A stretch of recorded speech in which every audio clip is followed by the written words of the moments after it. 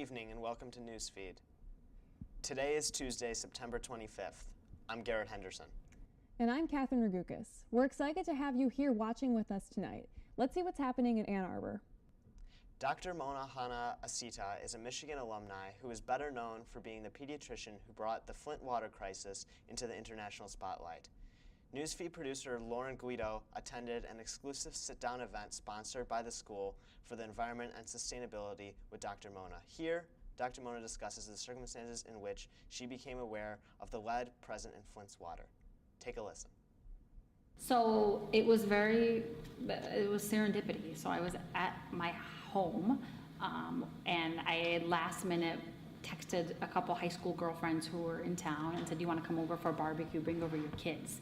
And my one high school girlfriend happens to be a drinking water expert who used to work at the EPA.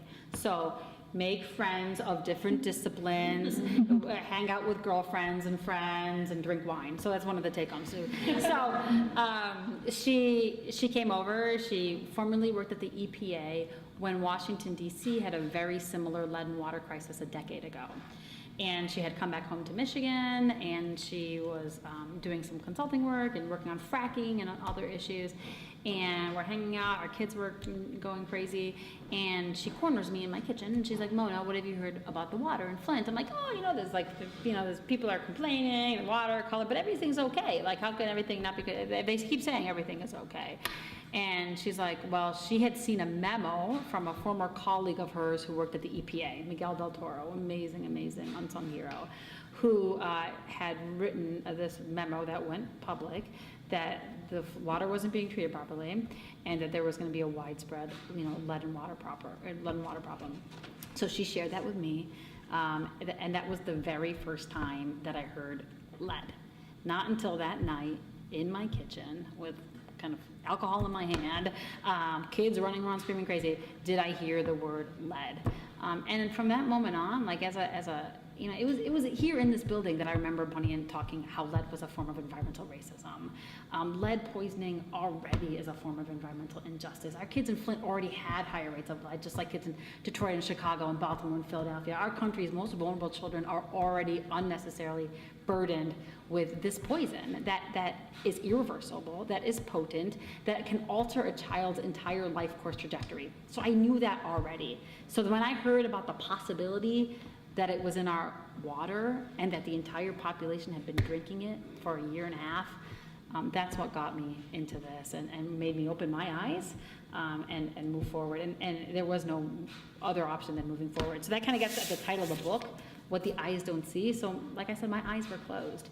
But it's about all of our eyes being closed. Like we purposefully or subconsciously or whatever close our eyes to people and problems and places that we choose not to see. Those people over there, their problem, and it is about our obligation for all of us to open our eyes. But it's not enough to be awake, it's more, you need to act. University of Michigan alum and Hamilton producer Jeffrey Seller came to Palmer Commons this past Friday to talk about his work producing Broadway shows, as well as to take questions from students. Only hours after its announcement, the waitlist for the event exceeded 400 people. Due to the overwhelming response, Seller's speech was also shown via live stream. In addition to discussing his career after graduating from U of M, Seller also gave students advice on how to achieve their personal and professional goals. Most of all, by utilizing the resources that our campus has to offer. We now have a Newsfeed exclusive from WolvTV's Sophia Koldazinski as she hears from leaders from the Turn Up, Turn Out, a student voting initiative here on campus. Good afternoon from the University of Michigan. My name is Sophia Kolodzinski and I'm reporting for WolvTV. Today we're at U of M's Festival, the school's largest club fair. And today we're going to be highlighting Turn Up, Turn Out, an organization on campus dedicated to increasing voter turnout. In 2014, U of M's student body only voted at about a 13% rate, which is incredibly low. So now the organization is dedicated to increasing that turnout rate by 50%. Let's see what they're up to here on campus. I'm here with Lizzie Pratt, a senior here at the university who's very involved with the organization. So Lizzie, tell me a little bit about how Turn Up, Turn Out came to be and how it works to increase voter turnout on campus. Yeah, so Turn Up, Turn Out started with Professor Edie Goldenberg. She organized something because she wanted to increase student voter turnout, especially on campus here, but also across the country. And some of the things that we do on campus are are the 90% pledge, so that's getting organizations to pledge 90% that they're going to get 90% of their students registered to vote. And then also the Big Ten Voting Challenge is something that we're doing, which is a competition between all Big Ten schools, see who can get the most improved voter turnout from the last midterm elections, and also who just gets the most voter turnout by registering people to vote and things like that. So I think that goal to just keep increasing voter turnout on campus is something that is personal to me because I care about politics and I want other people to as well. I'm here with Drew Van Dries, a graduate of U of M, who's working with Turn Up Turnout as a volunteer. So tell me how many people you've actually gotten registered to vote since you started working. So I've been working with Turn Up Turnout for the Big Ten Voting Challenge almost a year now, and all summer we were doing orientations, which were really, I mean, there was a ton of freshmen there. So at this point, I've probably gotten almost 1,500 to 2,000 kids at some point. While I was tabling. You personally? Yeah, well, myself, and there was always a couple of us running a table. What are Turn Up Turnout's plans for after the midterms leading up to the general election in 2020? So I think this is really the launch of kind of a broader, voter access on campus initiative. I mean, I think it's really going to be about building that partnership so that in 2020 and beyond, it's easier for college students to vote and we get them out to vote. You're a senior. You've been involved with this for how long? What keeps you motivated to keep staying involved with the initiative and for really being here at Festival today? Yeah. So I've been involved since my sophomore year. I started around election time, so when it was the presidential election, and I learned that student voter turnout was really bad and that I really wanted to improve it because I think it's an important part of being engaged in your community and giving students a voice and having elected officials listen to us. Time for a short break. Stay tuned. Your daughter just had her first breakup. Do you A, put yourself in her shoes? B, console her? Don't worry, sweetie. This is gonna happen a lot. Or C, find her a new boyfriend? Nice, single boys. That was weird. As a parent, there are no perfect answers. But you don't have to be perfect to be a perfect parent. Thousands of teens in foster care will love you just the same. Fancy pants peanut butter? A big screen television? You haven't even bought a sofa yet. A motorcycle? When your father finds out, he's gonna flip his shoes with 2 buckles? What do you even need 2 buckles for? Mr. Big Shot, buying whiskey shots for everybody in the bar. From the looks of it, I'd say nobody even remembers. Feed the pig. Hart, what's going on? I'm leaving. Why?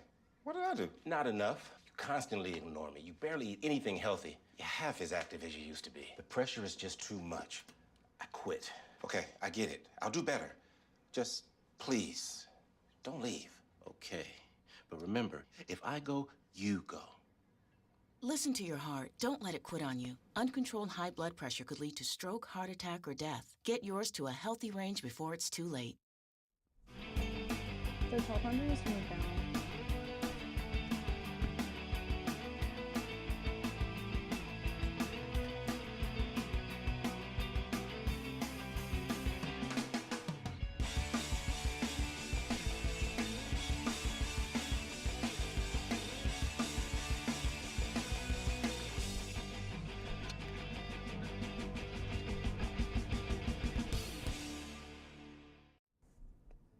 Welcome back to the show. You're watching Newsfeed.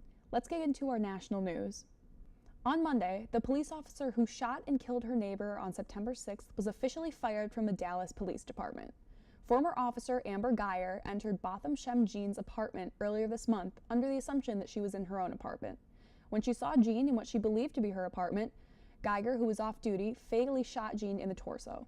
Following the shooting, Geiger was placed on administrative leave and eventually charged with manslaughter. Geiger's motives and version of events are still under investigation. Supreme Court nominee Brett Kavanaugh has further denied sexual misconduct claims during an interview with Fox News on Monday. Kavanaugh stated that what he, quote, knows is the truth, and the truth is that he never sexually assaulted someone, end quote. Kavanaugh goes on to state that he will not withdraw his name for the Supreme Court considerations. At this point, a vote has not been taken by the Judiciary Committee in regards to Kavanaugh's nomination.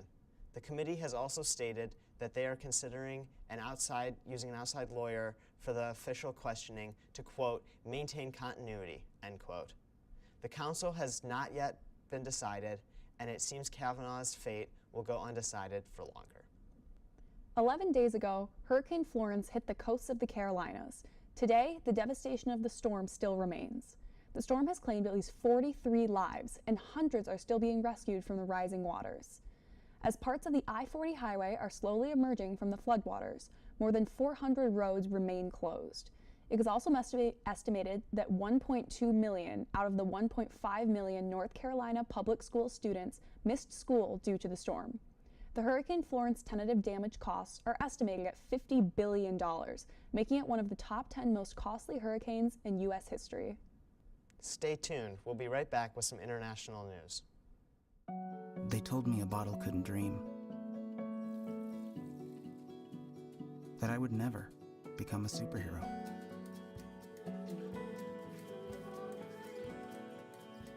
But I learned how to fly. Just to come back in a new disguise. And be the hero that I've always wanted to be.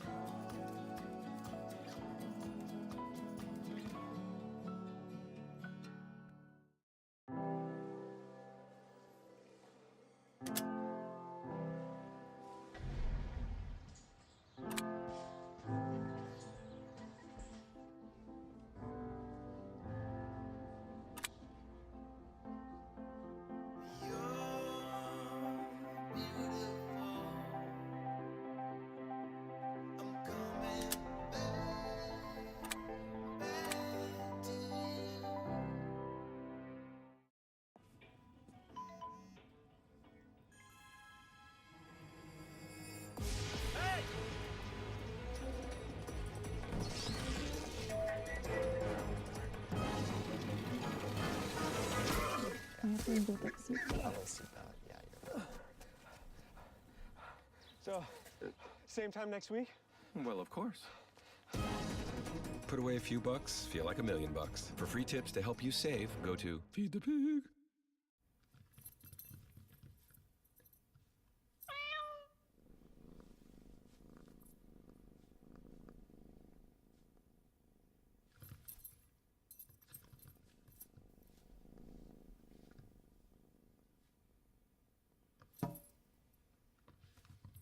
There's a shelter pet who wants to meet you. Meet one today. Visit theshelterpetproject.org. Adopt. Welcome back to Newsfeed. Now it's time for international news. This past Monday, world leaders kicked off the annual United Nations gathering. They began by honoring Nelson Mandela, an anti-apartheid leader from South Africa and global figure of peace. A statue of Mandela was unveiled at the UN building in New York, preceding a peace summit, where representatives would once again discuss global issues such as war, poverty, and migration. The European Parliament voted recently to pass the new EU copyright directive. The main articles of the directive are Articles 11 and 13, nicknamed the, quote, hyperlink tax and the, quote, upload filter, respectively. Article 11 essentially forces any website to pay a tax to news outlets for hosting their content. This is a large issue for social media platforms such as Facebook, because even as little as 2 words from an article could land a tax on the site. Article 13 is arguably the worst of the two, as many have described it as the, quote, meme killer. The article will require websites to automatically filter for copyrighted content. This includes songs, images, videos, etc.